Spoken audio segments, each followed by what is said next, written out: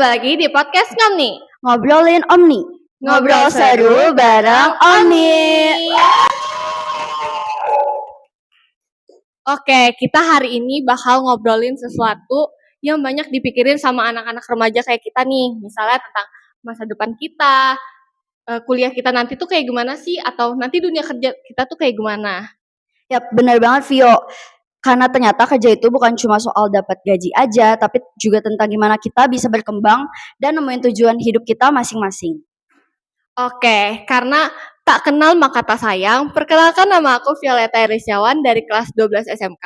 Dan aku Josephine Christiana Tukalai dari kelas 12 SMA. Nah, pada episode 4 kali ini, kita mengundang dua narasumber yang sangat luar biasa ini dan memberikan motivasi yang sangat banyak gini. Oke, boleh nih Mister memperkenalkan dirinya masing-masing dan mengajar sebagai guru apa? Mulai dari Mister. Oh ya, perkenalkan nama saya Mr. Faris. Saya ngajar desain komunikasi visual kelas 10, 11, 12. Oke. Perkenalkan, nama saya Benedictus Bismoko Jose Pratomo. Saya mengampu mata pelajaran sosiologi, sejarah sama PPKN dari kelas 9 sampai kelas 12.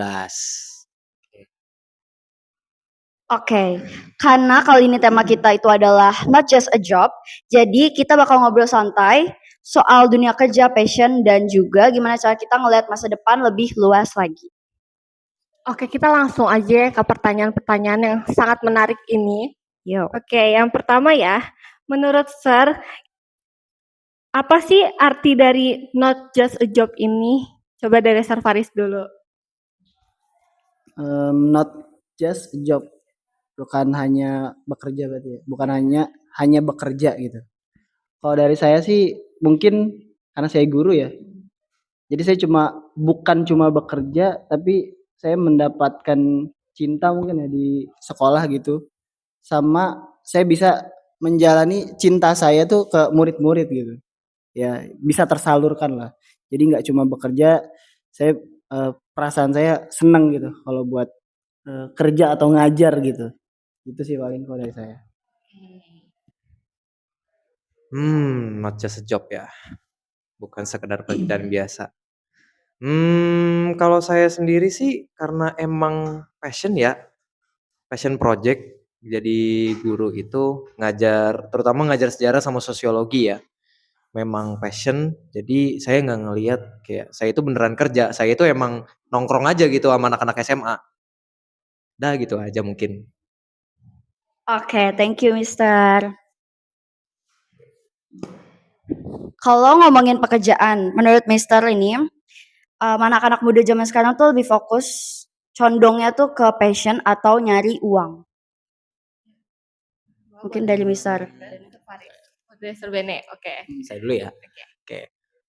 Tadi pertanyaannya tentang fokus nyari duit atau memang passion project ya. 50-50 ya. Karena sekarang ini rata-rata Gen Z ya, terutama generasi saya itu yang penting duit.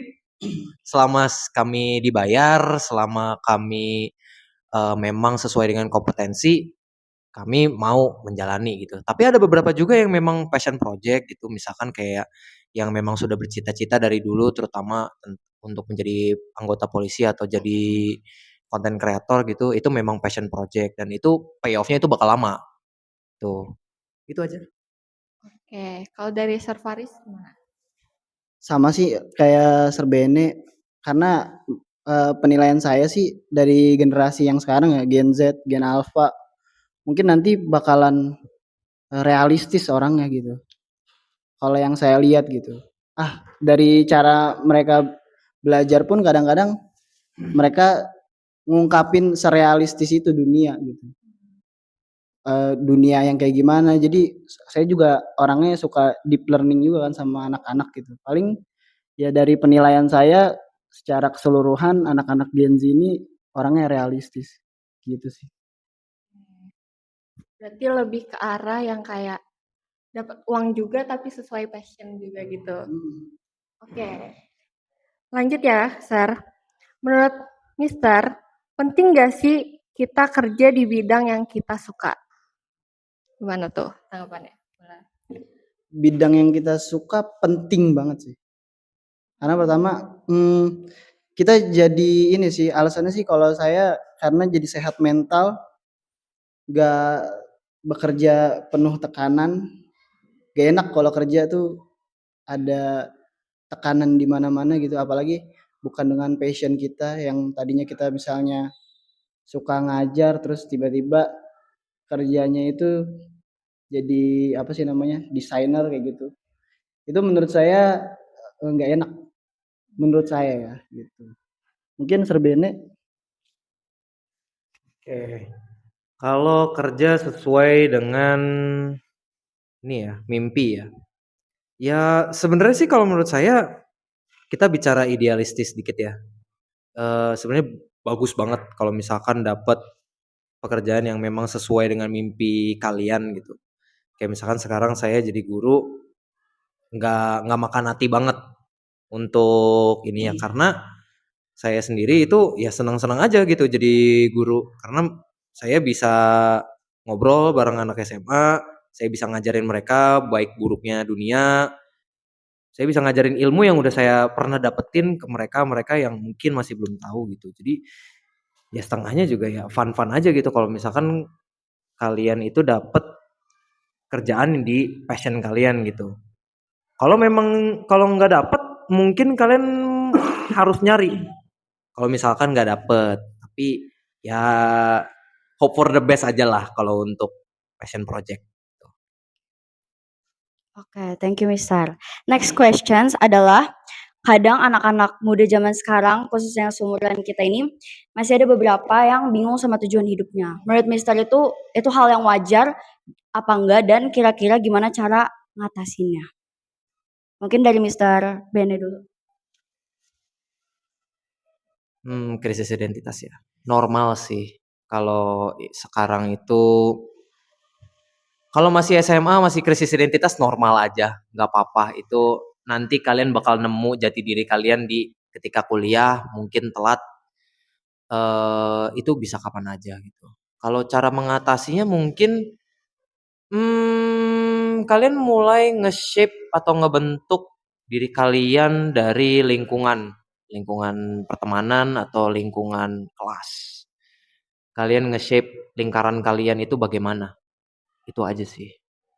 Oke, kalau dari Sarfaris? Kalau dari saya mungkin dasarnya manusia hidup itu harus bermanfaat, ya nggak sih? Gitu. Nah, kalau kamu udah terapin itu di kehidupan kamu, bermanfaatnya itu di bidang apa? Gitu. Kamu bisa apa? Dan kamu mau jadi yang kayak gimana? Hidup itu kan harus kita yang ngukir gitu. Nah, kalau masalah kayak krisis identitas ya, kita nggak tahu mau apa, yakinin aja apa yang kamu senang sekarang itu bakal berimpact di masa depan sih. Gitu. Jadi jangan ada keraguan buat memulai. Kadang-kadang gitu ya. Aduh, gue suka ini nih gitu. Aduh, saya suka ini nih. Tapi kayaknya di masa depan nggak bakal jadi apa-apa juga. Banyak yang lebih tinggi gitu. Itu sih yang harus diterapin sama anak-anak zaman sekarang karena overthinkingnya terlalu besar. Ya, overthinkingnya terlalu besar. Jadi harus pede aja dulu, tabrak aja dulu, terobos aja dulu. Gitu sih. Oke, thank you, Sir. Kita mau lanjut ke pertanyaan selanjutnya. Pernah nggak sih Sir Bene sama Sir Faris itu nemuin murid-murid nih yang punya potensinya besar banget, cuman mereka nggak nyadarin hal itu. Pernah nggak sih? Ini sih kalau dari jurusan saya banyak banget. Jurusan DKV banyak banget gitu. Ada yang udah jago gambar, ada yang udah bisa ngedit, ada yang ya pokoknya dia tuh sebenarnya udah bisa gitu di dunia kerja pun atau enggak dia mungkin dijadiin konten creator tuh harusnya bisa. Ada anak yang suka ngelawak, ada yang pokoknya saya aja ngelihat secara langsung aja kayaknya wah ini harusnya bisa nih dia jadi orang yang dikenal banyak orang gitu. Tapi dengan cara dia menghapus postingannya nggak tahu ya kenapa ya. Anak-anak sekarang tuh di private lah, ditutupin lah sosial medianya. Nggak ada postingan sama sekali. Bahkan kalau di apa story mungkin blur semua mukanya, nggak kelihatan. Kalau nggak fotonya dari belakang, gitu ya. Ya pasti semua kayak gitulah. Nggak tahu deh kenapa gitu. Mungkin kurang motivasi atau hidup di dunia yang dia senang sendiri gitu. Padahal mah sebenarnya dia ada potensi gitu. Dan itu tugas saya sebagai guru biar dia percaya diri. Banyak sih yang kayak gitu. Kalau misalkan ngomongin tentang udah ada potensinya, agak susah sih, terutama di sejarah sama sosiologi. Itu kan dua materi yang agak opposed ya sama rata-rata anak IPS. Kecuali mungkin ekonomi pasti ada interestnya. Cuman kalau sosiologi sama sejarah itu kan agak susah dilihat karena kebanyakan teori. Dan certainly saya itu harus melihat potensi mereka itu ketika mereka ada kerja tim. Saya baru bisa ngeliat itu. Mana yang bisa ngerjain, mana yang bisa ngedit, mana yang bisa cari-cari sumber gacor. Bukan gacor ya, apa ya bilangnya ya? Mantap. Mantap. Mantap, Bukan mantap. mantap. Apa ya? Cepet lah pokoknya cepet. Pokoknya dia bisa cari sumber cepet, bisa ngeparafrase cepet, itu baru kelihatan gitu. Dan itu mereka pasti ngerasa kayak ya biasa aja gitu. Itu skill set yang memang udah mandatory at this point of time. Karena kalau mungkin zaman dulu masih belum wajib-wajib banget lah ya tentang skill set itu. Cuman kan kalau sekarang ini kan skill set untuk bisa cepat ngerjain itu kan sebuah kewajiban ya. Jadinya ketika saya ngelihat oh ini anak bisa ngerjain cepat gitu. Ya udah gitu. Saya bisa nge-push dia untuk ngasih ya oke, ini ada kerjaan yang lebih kreatif lagi nih. Atau ini ada kerjaan yang mungkin ketika kamu kuliah itu bakal bisa lebih cepat lagi ngerjainnya dibandingkan teman-teman kamu yang kuliah. Udah sih begitu aja. Oke, thank you Mister. Selanjutnya, menurut Mister, skill apa yang penting banget dimiliki anak muda zaman sekarang selain nilai akademik gitu? Mungkin dari Mister Faris, Skill apa yang harus dimiliki selain nilai akademik? selain nilai akademik? Kalau di era sekarang sih digital paling ya. Ya pokoknya IT ya, berhubungan sama IT. Kalau kita nggak bisa di dunia IT, kayaknya bakal kalah di masa depan gitu. Karena IT itu berkembang secara pesat. Kita nggak boleh juga nggak mau tahu gitu. Kalau nggak tahu kita purba banget, kelewat banget lah gitu. Zaman sekarang ya minimal bisa Microsoft kayak gitu-gitu kan. Terus kamu nggak bisa bikin paragraf kayak gitu. Kalau suruh bikin laporan pas kerjaan, kayaknya itu penting banget sih. Kalau menurut saya skill yang paling utama penting di industri sekarang gitu. Mister Bene? Ya kurang lebih sama. At this point of time kita nggak usah jauh-jauh ke kuliah atau kerja deh, kita sekolah aja minimal maksimal ada PPT sama ini kan, PPT sama Word, kalian bikin laporan, kalian bikin makalah, kalian bikin presentasi, banyak lah. Jadi itu penting banget kalian paham basic untuk ngerjainnya. Gimana caranya kalian memanfaatkan skill set yang kalian punya itu ya tergantung kalian lah ya. Tapi memang sekarang di zaman digital sekarang tuh emang kayak punya skill yang tinggi banget di bidang IT itu achievement karena sekarang itu kan banyak banget remote work yang membutuhkan kerjaan IT, background IT, dan itu tuh lebih membuahkan dibandingkan kerjaan onsite. Jadi ya kalau misalkan kalian bisa dapet high pay grade dan high kompetensi, ya baguslah kalau kamu bisa mengeksploitasinya. Itu aja sih. Oke. Ser nyadar gak banyak banget anak-anak ini yang kayak ikut-ikutan temennya. Kan sekarang nih makin banyak ya pekerjaan-pekerjaan yang yang banyak gitulah, kayak misalnya nih anak-anak PKL, kayak anak SMK yang sekarang kan mau PKL, anak-anaknya yang kayak misalnya temennya di tempat satu ini mau ikutan juga Iya, kayak FOMO FOMO pengen gitu. Gimana nanggepin anak-anak yang selalu ikut-ikutan gitu, biar anak-anaknya tuh nggak ikut-ikutan terus temennya. Mm-mm. Yang FOMO ya. Iya. Sebenarnya FOMO bagus ya. Kalau kata saya sih FOMO bagus sih. Jadi dia tahu dunia yang lain gitu. Kalau dari saya gitu, perspektif yang lain. Tapi ada jeleknya juga. Jadi dia kecemplung ya gitu ya.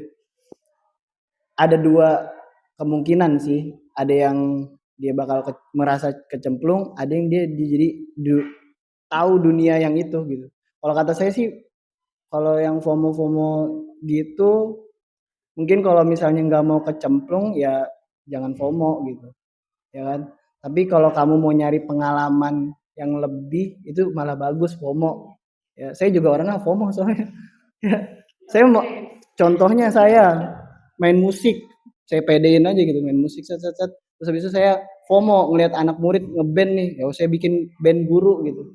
Saya beneran ikutan gitu, ngeband juga. Terus saya sekarang saya suka ngonten juga kan, ikutan FOMO juga. Jadi ada bagusnya, ada jeleknya gitu. Tapi kalau di anak PKL kayaknya nggak bagus ya, jadi pindah-pindah tempat kerja jadinya. Paling gitu sih kalau dari saya. Tempat PKL ya.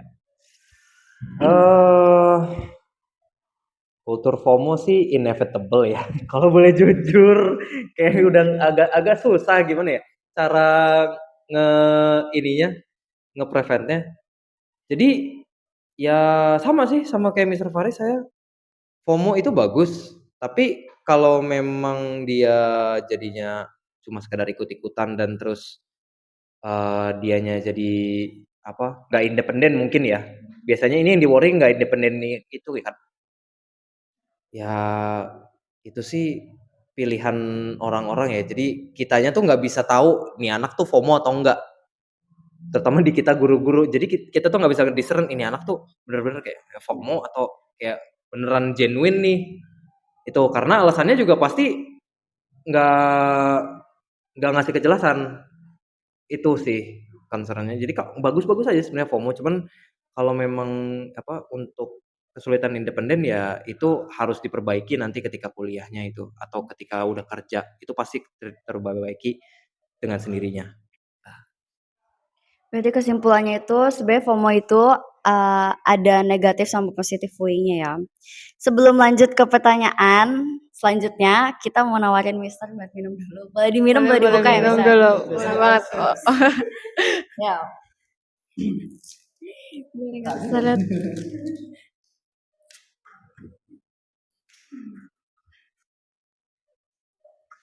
Oke, sambil Mister minum, ini ada pertanyaan juga. Apa yang membuat Mister Faris dan Mister Bene ini memilih untuk menjadi profesi guru gitu? Kira-kira adakah alasan tertentu, misalkan emang dari kecil cita-cita itu atau mungkin terbentuk dari apa gitu? Alasan dibaliknya. Ketawa ya, seru Bene ketawa loh. Boleh deh Mister Bene dulu mungkin. Yang ketawa duluan loh ini. Ya. Cita-cita ya. Saya tuh paling benci guru loh. Sebenarnya dari dulu saya nggak suka sama guru. Cuman setelah saya ngerasain sendiri ada asiknya gitu. Apalagi kalau misalkan kita bisa bawa santai. Kita nggak gampang marah-marah. Kita masih bisa kayak kita ngasih impact gitu ke anak-anak. Jadi ya jadi ketika saya pertama kali magang gitu dan sekarang ya jadinya jatuhnya saya terjerumus masuk gitu ya. Terjerumus masuk dan kebetulan asik. Ya udah. Baiklah gitu. Mungkin itu aja dari saya. Oke, Faris. Saya kalau ngomong soal guru saya jadi baca sejarah nih. Agak panjang dari kecil soalnya. Kalau saya pengalaman pribadi saya dari kecil tuh emang suka ngelihat temen bisa karena saya gitu. Saya juga Influence. kalau mau sombong ranking 1 gitu ya di kelas 3 SD gitu. Nah, Tapi saya ranking satunya bukan ranking satu yang nggak peduli sama teman-teman, tapi peduli gitu. Kalau saya gitu. Jadi saya ngelihat teman saya bisa, saya seneng. Itu dari kecil saya kayak gitu. Kayak kalau saya dikenalnya matematikanya bagus lah gitu.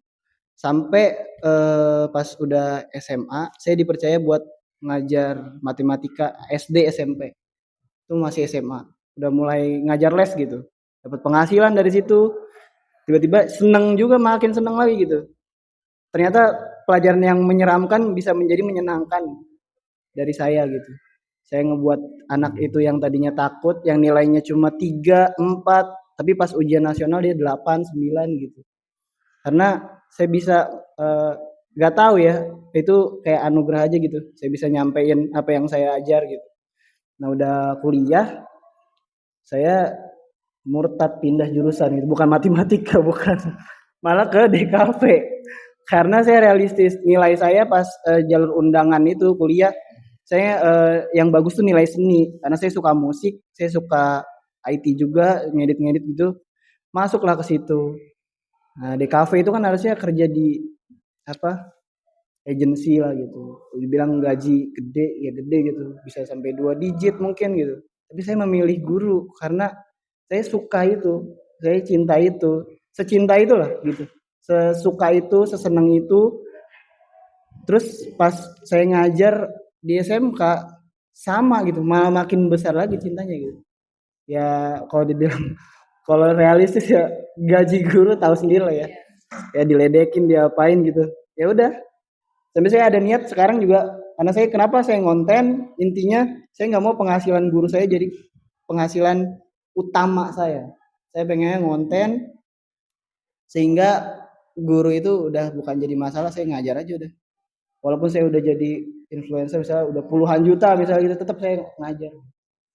Gitu sih paling kalau saya, karena moto hidup saya juga satu, bermanfaat buat orang lain. Gitu. Itu dari orang tua si almarhumah. Gitu sih. Itu sejarah singkat saya. Oke. Ini 2 perbandingan yang berbeda ya. Yang satu nggak suka, nggak mau jadi guru, yang satu udah dari kecil loh. Ngomong Iya. influence. Yo. Jadi guru deh abis itu. Keren. Ini berarti sebenarnya FOMO ini. FOMO ya ini contohnya, salah satunya. Wow. Guys, ini contoh. Hal baru. Benar-benar. Oke, lanjut nih ya. Menurut Sir, pengalaman organisasi atau kegiatan sekolah itu penting gak sih buat dunia kerja nanti? Boleh dari Sir Bene dulu juga. Sir Bene. Sir Bene lagi mikir ya guys. Coba deh. Nah ini apa ya? Organisasi ya? Iya, Organisasi OSIS. formal ya. Penting atau tidaknya di dunia kerja? Tough question sih. Karena sebenarnya kalian itu masuk OSIS itu untuk belajar relasi. Socialize lah kita bisa bilang. Socialize. Jadi ketika kalian kerja itu nggak kaget dengan dinamika orang-orangnya. Itu sih. Jadi kalian misalkan kalian kadang di OSIS saya tanya deh, kalian kadang-kadang ada deadline yang unreasonable nggak? Ada kan? Banyak. Nah, ketika kalian kuliah, terutama di kuliah,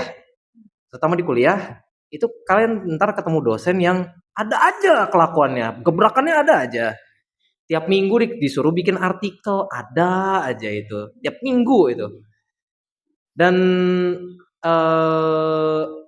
deadline-nya juga unreasonable gitu. Jadi ketika kalian masuk OSIS dan udah terbiasa dengan environment yang kadang harus bisa improvisasi tapi harus bisa halus, ya menurut saya OSIS itu bisa menjadi benefit tersendiri gitu untuk membangun mental. Itu dia. Boleh Mr. Faris? Bener sih, OSIS itu membangun mental, membangun relasi, itu penting banget ya. Kalau dibilang penting banget. Makanya saya seneng sama anak OSIS itu, pertama dia udah satu level di atas anak-anak yang biasa gitu. Siswa-siswi yang mungkin cuma belajar doang habis itu pulang. OSIS itu menambah pengalaman juga, dan juga ini sih, jadi kenal berbagai karakter orang-orang dalam nanti bekerja juga begitu sih, bakalan kayak gitu. bakal ada crowdednya atau enggak emosi-emosinya mungkin. Ya, itu sih yang proses tumbuh dewasa itu di organisasi sih. Kalau dari saya sih gitu. Karena kita hidup juga meninggal pun kita digotong sama orang gitu. Ya kan? Bahasanya lebih gitulah. Kita harus bersosialisasi gitu. Next questions itu ada, menurut Mister, lingkungan pertemanan itu berpengaruh gak sih ke cara seseorang itu menentukan masa depannya? Dari Mister Faris dulu. Apa tadi? Lingkungan pertemanan itu menurut Mister berpengaruh terhadap masa depan seseorang atau enggak? Berpengaruh apa enggak ya? Ya. Tergantung orang ya, itu personal masing-masing gitu. Saya pun di lingkungan yang nggak baik karena anak seni ya. Banyak juga yang aneh-aneh gitu. Tapi tergantung personal, balik lagi sih kalau dari saya. Nggak bisa juga kamu nyalahin, oh lingkungannya dia begini. Saya masih tetap orang yang sama yang kayak begini-gini aja gitu. Nggak ada ikut-ikutan gitu. Ya gitu sih. Paling mungkin ada orang yang tadinya, iya bener juga ya. Lingkungan juga bisa jadi apa? Bikin orang jadi berubah, balik lagi ke personal masing-masing. Kalau dari saya sih gitu. Dari Mister Bennett. Sama sih. Sama. Tergantung personal orangnya kayak gimana. Karena masing-masing kan punya karakter tersendiri. Jadi kita itu tergantung sih ya. Kalau memang karakternya memang dari awal kuat untuk bertahan bahkan di lingkungan yang jelek atau lingkungan yang toksik, itu tuh bisa aja gitu, nggak mau mempengaruhi. Tapi kan kalau misalkan karakternya memang lemah gitu, tidak ada apa sih namanya, tidak ada pendirian lah ya kita bilang ya, tidak ada pendirian, terus dia pikirannya tuh gampang banget ke-sway sama omongan orang, ya dia nggak bakal survive gitu dengan lingkungan yang dia masuk gitu. Mau baik itu mau yang baik atau mau yang toksik, itu dia nggak bakal survive karena bakal overthinking terus bawaannya. Itu aja sih. Oke, selanjutnya nih ya. Kalau misalnya ada anak yang ngerasa salah pilih jurusan atau pilihan dia nih salah gitu. Menurut Sir Bene sama Sir Faris tuh bisa nggak mereka buat ngulang lagi? Mulai ngulang jurusannya lagi. Nanti mungkin setelah lulus dari SMA, misalnya nanti di kuliah gitu. Boleh sih. Bisa. Kalau dari saya sih bisa banget ya, karena nggak ada batas start atau nggak batas mulai orang dari mana gitu ya. Kalau udah terlanjur mulai, misalnya anggapannya setengah jalan, pasti kan gitu ya. Udah terlanjur nih gitu, aduh gimana gitu. Kalau dari saya sih, karena saya pernah dengar cerita gitu, ada seorang dokter yang memang dia dicemplungin sama orang tuanya jadi dokter, dia pusing gitu, dia nggak bisa passionnya dia padahal jualan gitu. Tapi dia ambil kuliah lagi, dokter, ambil kuliah lagi, tapi jurusan pemasaran sama pokoknya food gitulah, makanan gitu. Nah, dia akhirnya ngambil gelar dokternya iya, ngambil jurusan jualannya juga iya. Nah, lulus dari situ, dia jualan sesuatu yang nilai gizinya tuh udah dihitung sama dia. Jadi dia ada ilmu dokternya ini. Jadi kalau dari saya sih nggak ada yang namanya salah jurusan ya. Itu bisa kamu pakai jurusan tersebut supaya masa depan kamu lebih tinggi lagi gitu. Karena nggak ada batasannya dalam belajar sih. Kalau dari saya sih gitu. Oh, dari Mister Bennett. Speaking from personal experience ya. Dulu ketika SMA banyak banget yang linjur dari IPA. Sebagai konteks ya, sebagai konteks. Dulu angkatan saya itu IPA-nya tuh total ada 6 kelas. Dan IPS itu cuma 3. Jadi kita itu dianggapnya tuh anak-anak IPS tuh orang-orang yang nggak terlalu ambisius lah untuk belajar dibandingkan anak-anak IPA. Dan kita ketika ngelihat ada Inten ya, Inten, ada beberapa anak IPA yang inten, itu tuh mereka malah ambil inten sosial dan hukum untuk SNBT-nya. Jadi dia lebih ke arah sosial dibandingkan masuk ke sainteknya. Jadi ya lintas jurusan itu normal, dan salah jurusan itu kayak ya udah, memang kalau memang itu pilihan hidupmu kok. Jadi jangan ngerasa ada salah gitu. Kalaupun kamu masuk MIPA, ya udah kamu belajar MIPA, mungkin ada benefitnya kamu belajar tentang mikroba-mikroba di biologi terutama, itu mungkin ada bermanfaatnya. Tapi untuk sekarang mungkin dalam kurun waktu yang pendek kita nggak bisa ngelihat potensinya. Itu aja sih. Oke, last questions atau sebagai penutup nih, kira-kira Mr. Bene dan Mr. Faris ada nggak kata-kata semangat atau mungkin saran buat teman-teman semua yang nonton podcast ini khususnya, dan mungkin ada saran buat teman-teman yang takut untuk mencoba sebelum mulai bahkan, dari Mr. Bene. Ya ini karena ngomongin ini, ya kita sebagai para guru jalanin aja dulu. Kita nggak ada yang tahu, tabrak aja, nggak apa-apa. Tuh, ntar juga kalian belajar banyak dari situ kok, aman aja. Oke, Sir Faris. Karena ini pembahasan tentang FOMO, krisis identitas ya, dan lain-lain tadi kita bahas. Mungkin kalau dari saya motivasi buat kalian, apa yang kalian senengin hari ini, apa yang kalian sukain, apa yang kalian banggain hari ini, yang kalian lakukan hal kecil itu sebenarnya di masa depan itu kalian ada di atas sana gitu ya. Kalian bisa musik baru secupil doang tapi kamu seneng banget, kamu terus lakuin, itu di masa depan kamu jadi musisi, kayak gitu sih kalau dari saya. Oke. Oke, kita udah di penghujung podcast ini. Semoga sharing hari ini buat teman-teman juga, semoga ini berguna buat pandangan soal kerja, kuliah kita di masa depan nanti juga. Ya, benar banget. Karena- Oke. Aku dulu ya. Karena pada akhirnya juga kerja itu bukan cuma soal profesi atau soal passion kita doang, tapi juga perjalanan buat berkembang menjadi diri kita versi yang terbaik. Ya, benar banget Vio, dan kita juga khususnya mau mengucapkan terima kasih untuk narasumber keren kita pada hari ini, Mr. Faris dan Mr. Bene. Sampai ketemu di podcast Ngomni episode selanjutnya. Bye-bye.